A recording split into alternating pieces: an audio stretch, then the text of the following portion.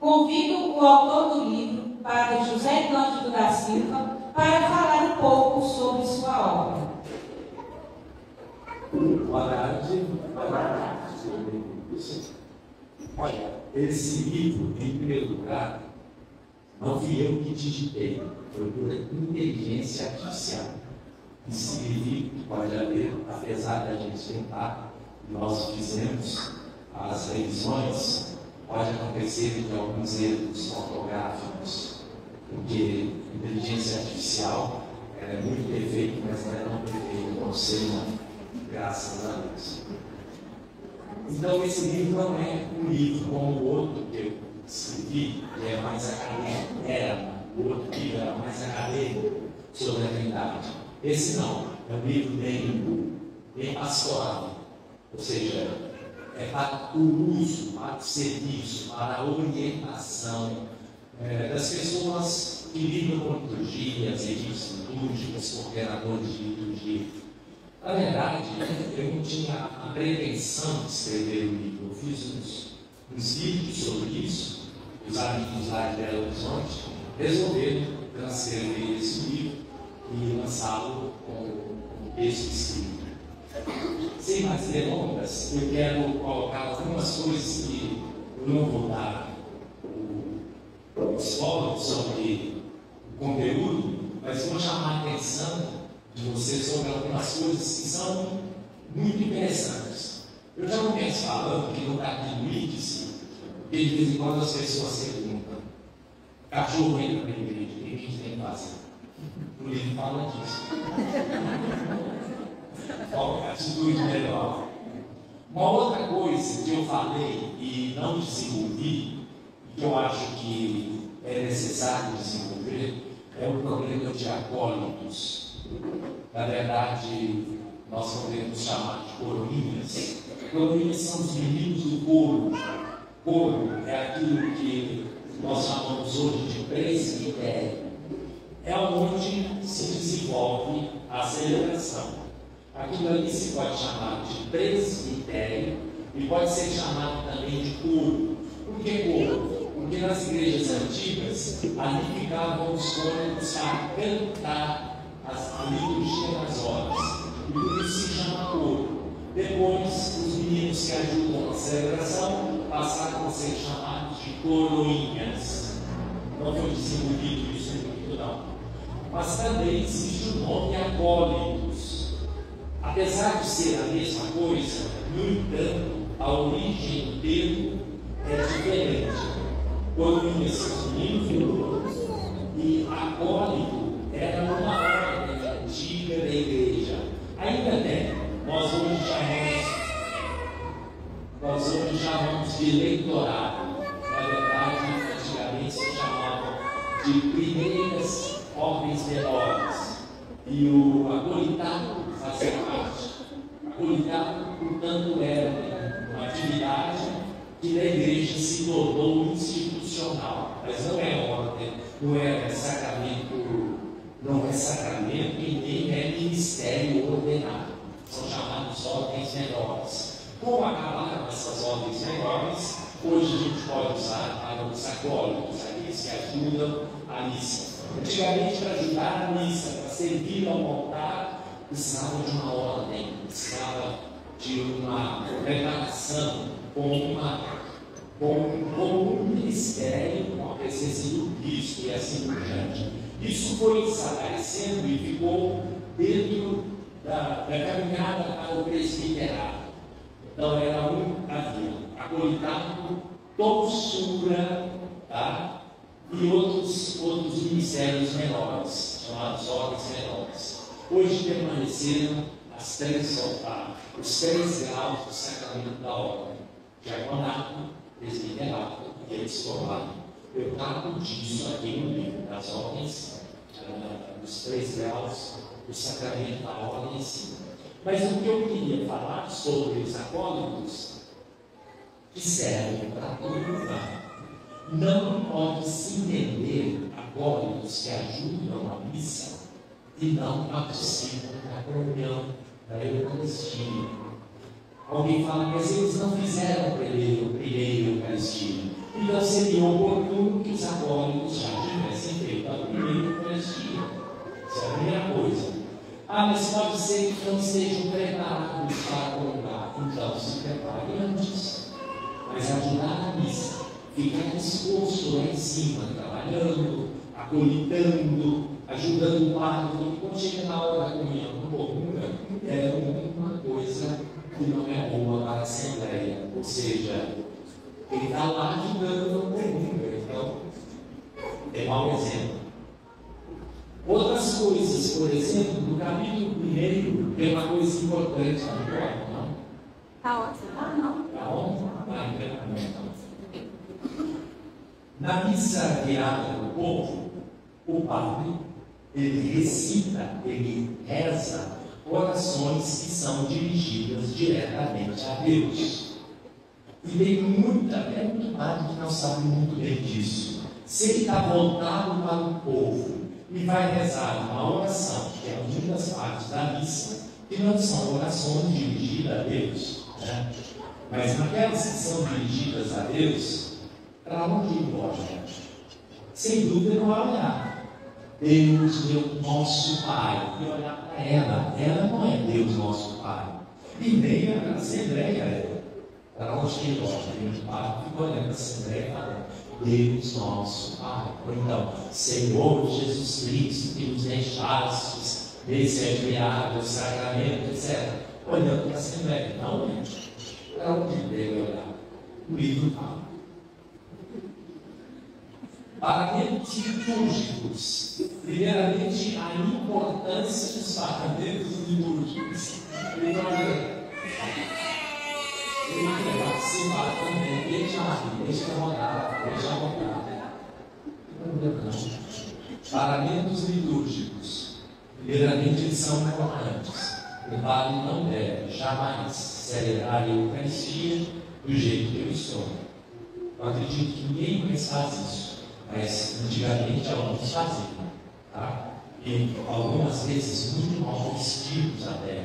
Ou seja, o parlamento ele tem uma história que vem desde as catacumbas. Então, não é o caso do padre celebrar simplesmente uma noite da missa.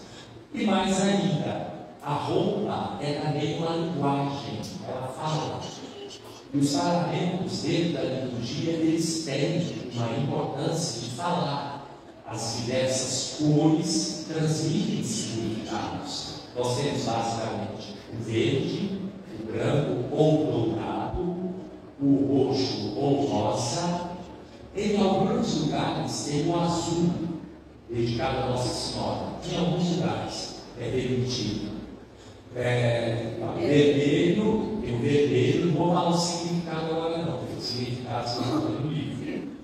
O vermelho, e antigamente, em alguns padres ainda usam hoje os infinados, o preto, para totalmente preto. Hoje a gente usa o roxo, o normal, mas alguns ainda usam o preto.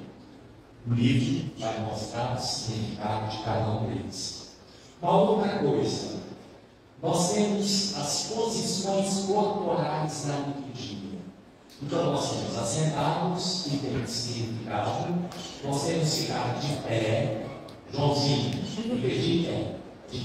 Assim, tem um significado. Temos também, agora você não precisa. Você sabe ajoelhar? Então, ajoelha. Ajoelha. Não sabe. Tem que ajoelhar. E o Joãozinho está certo.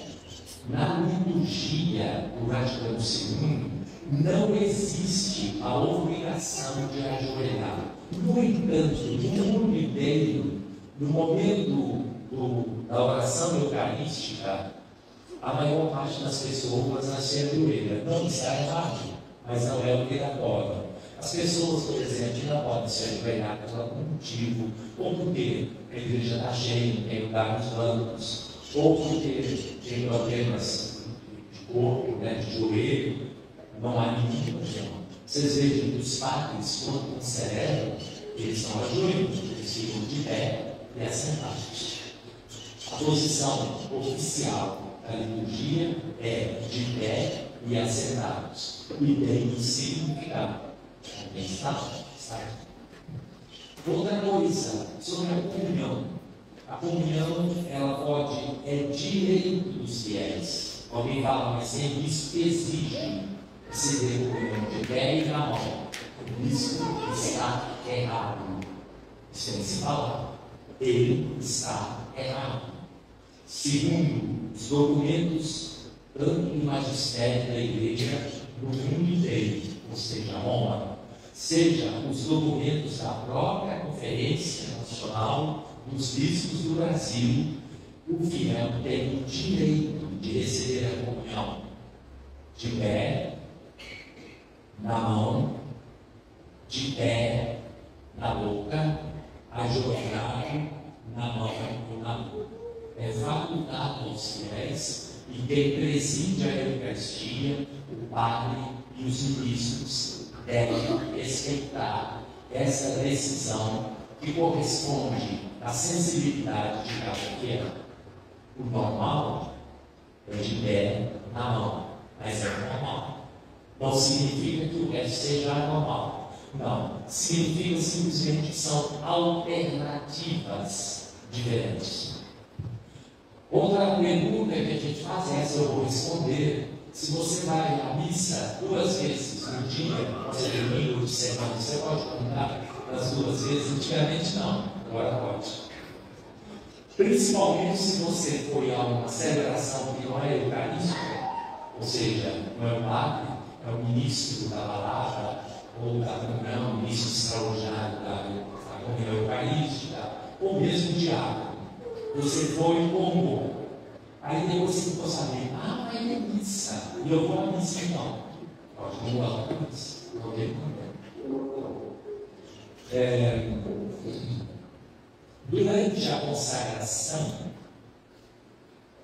e de modo especial, na elevação, você abaixa a cabeça, fecha o olho ou olha. Aí isso eu não vou responder. O tempo do Advento e o tempo da Quaresma são tempos muito importantes e eles carregam um significado importantíssimo, porém não são iguais, são diferentes. O tempo da Quaresma tem uma espiritualidade e o tempo do Advento tem outra espiritualidade. O livro vai explicar direitinho. Por exemplo, tanto na Quaresma quanto no Advento não se canta a glória, porém o motivo é diferente. Na Quaresma não se canta aleluia em momento algum. No Advento se pode cantar aleluia. Tá? E tanto no tempo do Advento quanto no tempo da Quaresma tem um domingo, é o 4º domingo no tempo da Quaresma. Se eu não me engano, o 3º domingo do tempo do Advento é que se pode usar cores diferentes. Pode se usar rosa. E esse tempo é chamado, na Quaresma, de domingo letário. Fácil de reconhecer, de saber, de lembrar, porque faz parte daquela antífona de Nossa Senhora que a gente canta na Páscoa. Regina Celi, aleluia. Significa alegrar, né? Então, na Quaresma se chama letário. No Advento se chama gaudete. Domingo gaudete. As 2 palavras em latim significam em português alegria, alegrar-nos. E esses domingos têm o significado de romper o tempo de penitência da Quaresma e o tempo de expectação ou expectativa do Advento. Uma coisa interessante que vocês vão aqui no Brasil já não tem mais muito significado, que são as intenções de missa.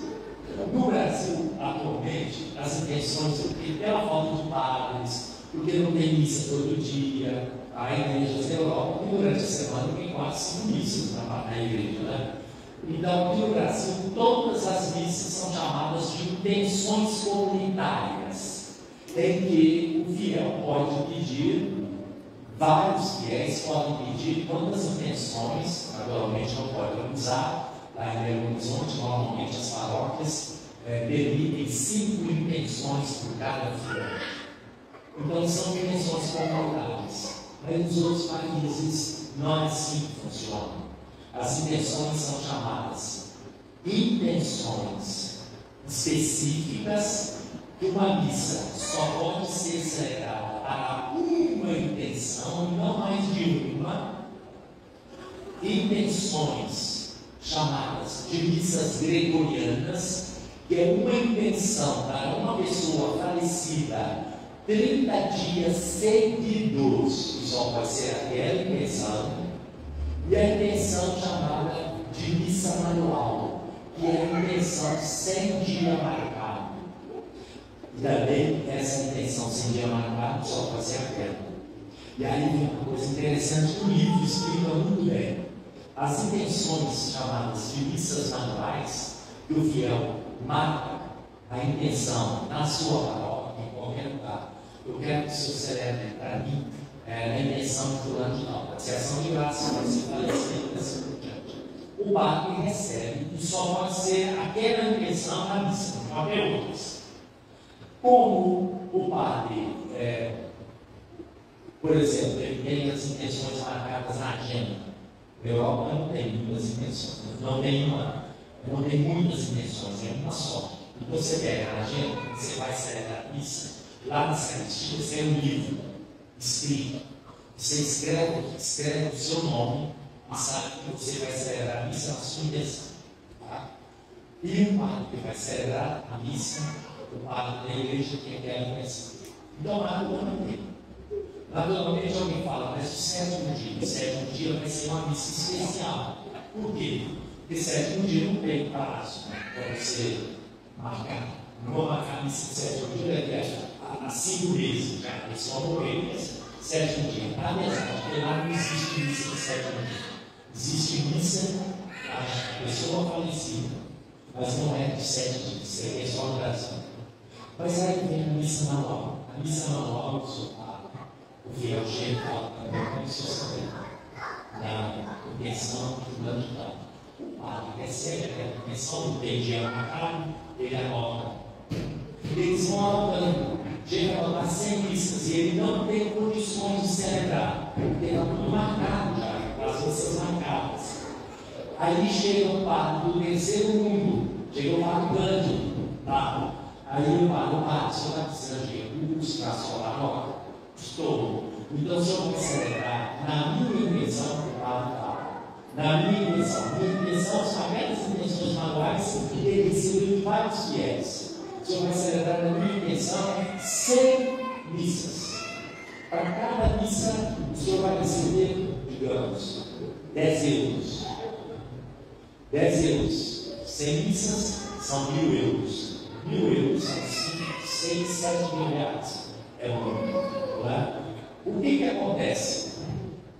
Acontece que isso não eram os padres individualmente, são os bispos superiores de ordens religiosas que ajudam países do terceiro mundo, da África, da América Latina. Então, por exemplo, Dom João ia para a Europa e trazia de lá 10 mil intenções de missa. 10 mil ou mais. E recolhia, eles davam para ele. O que ele fazia?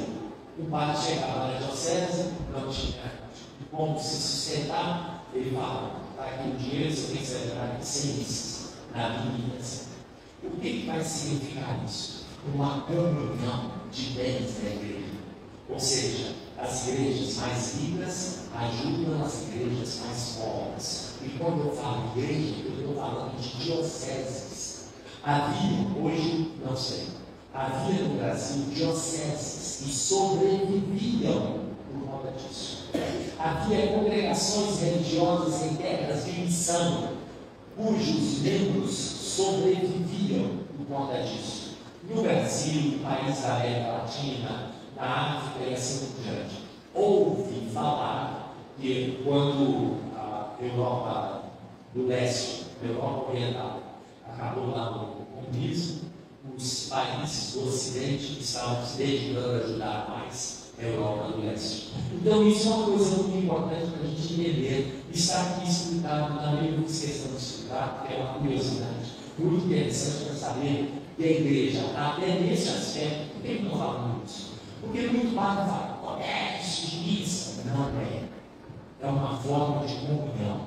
É uma forma de comunhão de bens. É uma forma de caridade, de ajudar as pessoas e as igrejas e as congregações religiosas, e paróquias, e dioceses, e hospitais, e orfanatos, e, enfim, a evangelização de outros lugares. Nós temos aqui também umas outras coisas, por exemplo, práticas. Liturgia no contexto de ecumenismo e diálogo interreligioso. Para começar, não existe missa ecumênica. Vocês vão ouvir redes sociais na televisão. A missa ecumênica, não existe missa ecumênica. Primeira coisa. Segunda coisa, aconteceu muitas vezes comigo mesmo, celebrando uma celebração ecumênica de formatura na minha paróquia em Belo Horizonte. Então havia o padre, o pastor, só pode ser cristão, tá? Começando. Aí é uma celebração.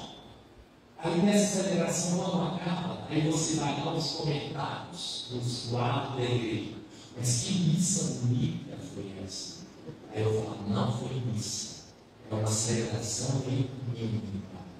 E outra coisa, chega os alunos, porque é uma coisa impressionante também, né? Você tem uma formatura, 40 alunos, 2 evangélicos e 38 católicos. Aí faz celebração ecumênica para 2 evangélicos.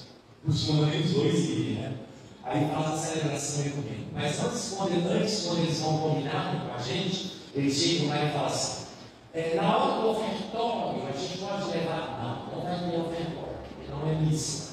Aí a comunhão, não é, a gente pode tirar fotos na hora da comunhão, não vai ter comunhão, porque não é missa.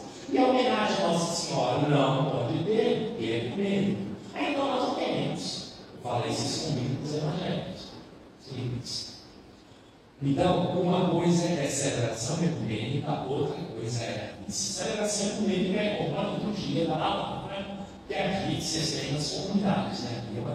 Pode ser equiparada, porque lá a liturgia da palavra não é ecumênica, porque não tem esse escopo, não tem um pastor junto com um ministro extraordinário, com carística, né? Então, não é ecumênica, mas o conteúdo basicamente é ecumênico.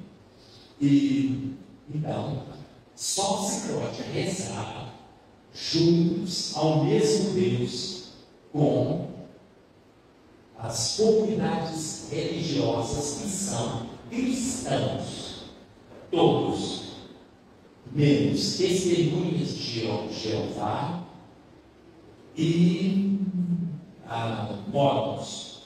Por que não mormons? Porque ambos não acreditam na Trindade. Então não são considerados cristãos por ninguém. Então você não pode chegar em uma celebração com mormons e testemunhas de Jeová e falar: Deus, nosso Pai, por Jesus Cristo, nosso Filho, na unidade do Espírito Santo. Eles não acreditam na Trindade. Todos os outros acreditam. Eles não. E com certeza não se pode fazer nenhuma celebração ecumênica com espíritas. Em hipótese nenhuma se pode fazer. E a gente enfrenta muita dificuldade, porque, principalmente em Belo Horizonte, no caso da formatura e assim por diante, as pessoas acham que os espíritos são católicos. Pode fazer tudo, pode ter um sermão, um médium, uma mãe santo, um pai santo, e ficar lá junto com o padre, etc.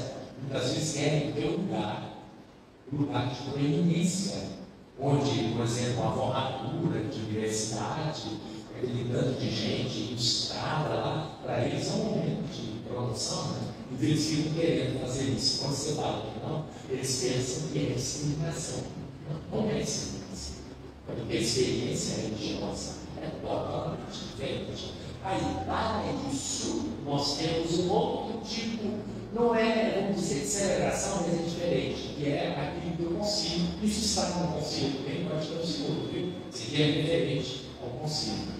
É o diálogo interreligioso, aí pode ser com um muçulmano, com um judeu, com um espírito, com quem quer que seja. E tem, pelo menos, acredita em Deus. Nestas celebrações, como aquelas de Assis, prestem atenção, não rezam juntos. não há oração comum entre eles. Nem na época do Papa João Paulo II, nem na época do Papa Bento, nem na época do Papa Francisco, quando iam em Assis para fazer essa oração comum com outras religiões, não há oração comum. Há discursos, há convites, há palavras, cada um fala a sua mensagem, mas não há um momento em que todos falam, vamos rezar juntos, não existe. Porque não dá para rezar juntos, porque as concepções de Deus são diferentes. Então isso é importante. Isso vem do Concílio Vaticano II, a parte de ecumenismo, o documento chamado Unitatis et Integratio, e sobre o diálogo interreligioso se fala Nostra Aetate, tudo em latim, traduzido faz sentido. Uma coisa importante também que eu estudo aqui, que no livro ele foi escrito ou foi falado antes dos acontecimentos, foi na época que o Papa Francisco era o Papa reinante, o problema do rito extraordinário e do rito ordinário da missa. O rito extraordinário, que é muito comum e uma pressão muito grande nos países da Europa, França, principalmente, Estados Unidos, Austrália, Inglaterra, enfim. No Brasil existe nas grandes cidades, aqui nós, vocês nem sabem, né? É a celebração da missa naquele rito antes do concílio. Os mais velhos sabem. O padre fica virado pela parede, tem um pagamento diferente, a missa é toda em latim e tem uma cola que responde. Hoje em dia, aqueles que querem essa missa, eles estão preparados para ela. Então eles têm uma forma de participação. Tá? Mas no nosso tempo, no meu tempo, ninguém não entendia nada. Cantava o seu ofício de Nossa Senhora e rezava assim, isso era engraçado, né? Então, a gente começava até perto a tocar o harmônico, a Marisa cantava. O mar começava a missa, elas começavam. Agora os deuses anunciar. Só que eu era pequeno, meu filho era muito pequeno. Então eu não sei até que hora que eles cantavam, sabe? O povo fazia uma coisa e estava voltando para outra.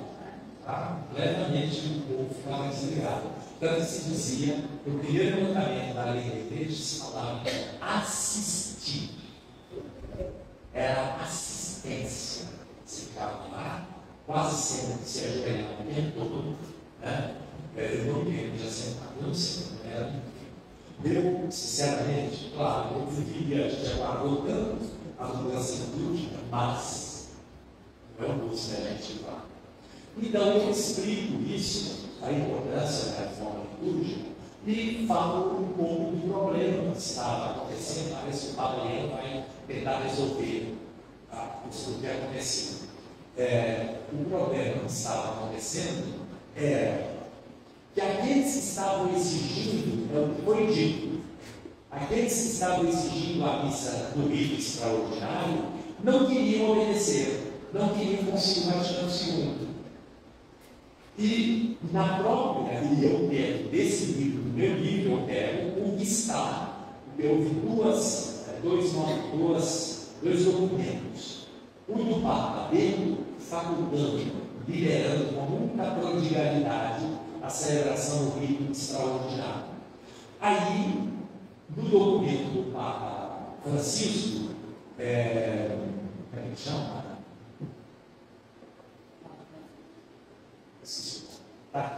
Depois vocês falam.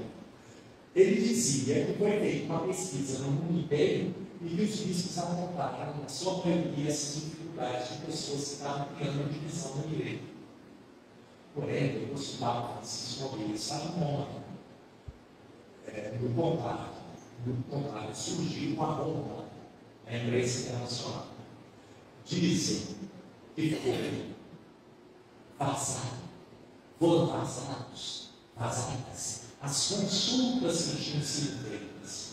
E que as consultas, os bispos, na sua maioria, definiram que não deveriam mexer naquilo que o Papa Bento tinha falado. E alguém manipulou e apresentou o Papa Francisco de maneira mentirosa. Coisa grave. Diz que foi isso, ela tem uns nomes, né? E aí o Papa Leão deu conhecimento disso, obviamente, né? E por isso que haverá mudanças agora, com relação a uma tolerância maior, com relação ao livro extraordinário. Porém, o meu livro foi escrito antes disso, e eu confiei naquilo que foi divulgado pelo próprio documento do Papa Francisco, que retratava aquilo que passava para ele, que o livro extraordinário tinha sido cerceado por causa do perigo de divisão que estava na igreja.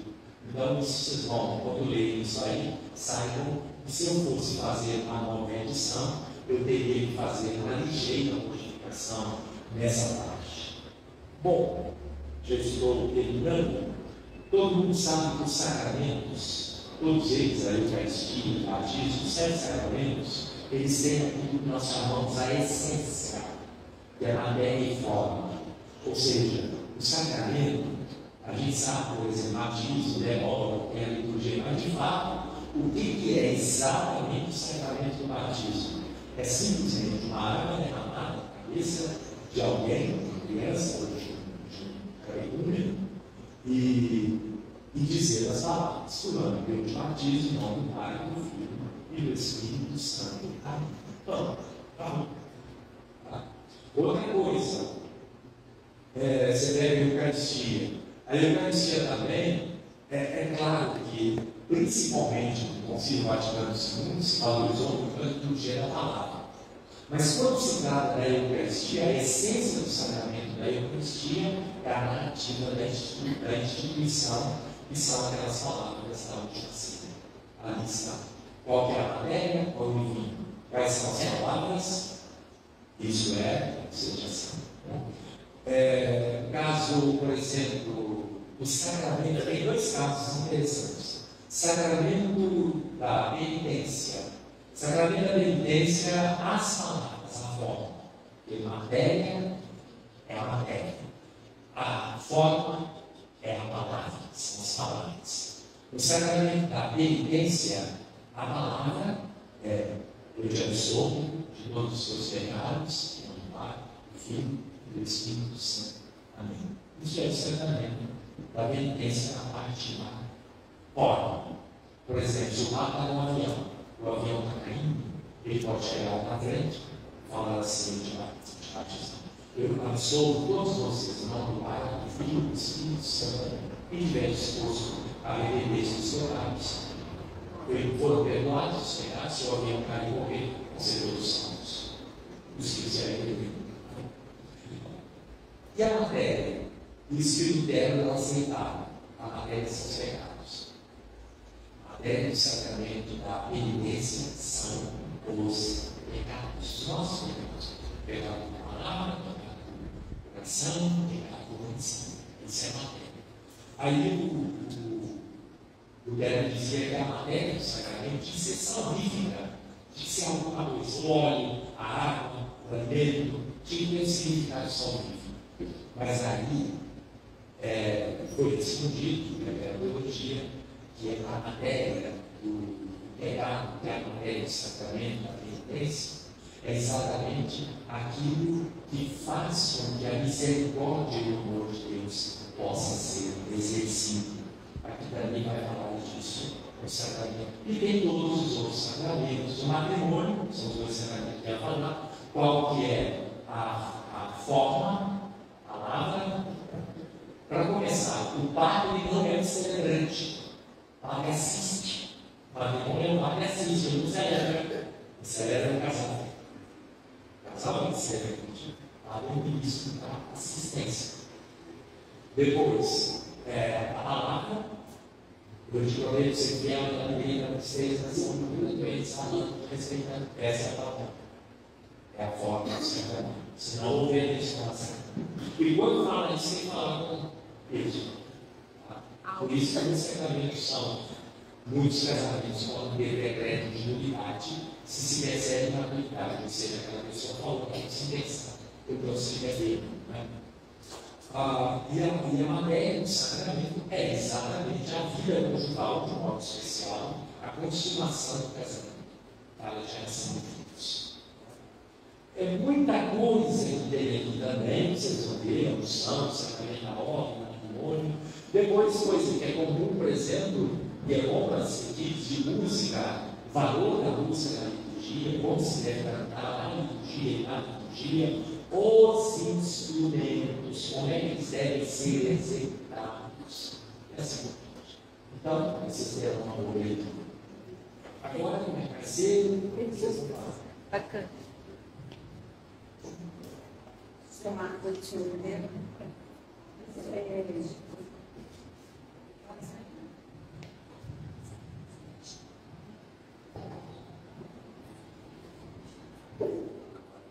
Neste momento, deixamos o microfone à disposição para quem quiser pronunciar com perguntas e palavra livre.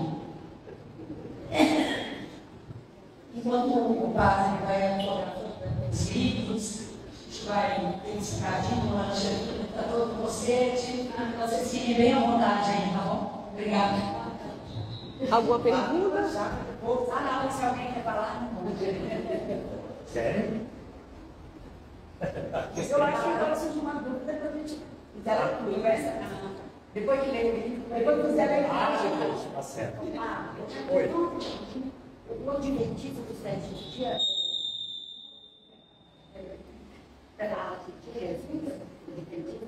Adventista do sétimo dia. Eu acho